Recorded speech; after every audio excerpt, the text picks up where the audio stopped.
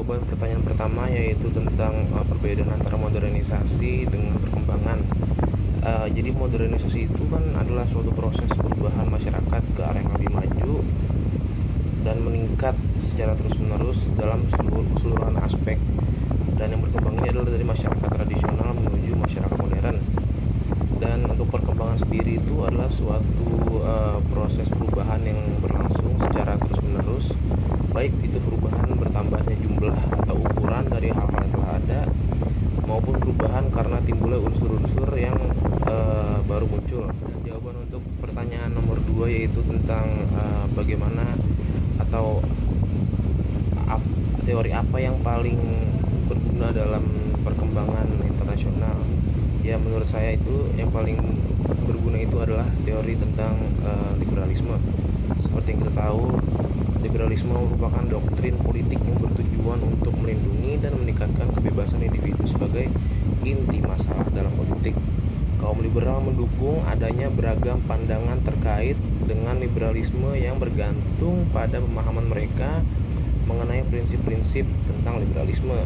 Karena pada umumnya kaum liberal mendukung berbagai ide atau program seperti kebebasan berbicara, kebebasan pers, kebebasan beragama, pasar bebas, pembatasan kekuasaan pemerintah, dan penerapan peraturan hukum, hak sipil, masyarakat demokratis, pemerintahan sekuler, kesetaraan gender, dan sistem pemerintahan yang transparan dan demokratis, dan juga perusahaan internasional tentu. Dan untuk pertanyaan ketiga selanjutnya itu ada tentang tantangan-tantangan perkembangan dunia internasional ya. Dan saya akan mengambil opsi nomor 5 yaitu tentang peran Indonesia dalam dunia internasional atau dalam perkembangan internasional lah. Jadi setiap negara termasuk Indonesia penting untuk menjalin hubungan internasional karena hubungan tersebut memiliki keuntungan bagi suatu negara dan berdampak pada kesejahteraan rakyatnya. Bahkan bisa ikut serta dalam pengambilan kebijakan internasional.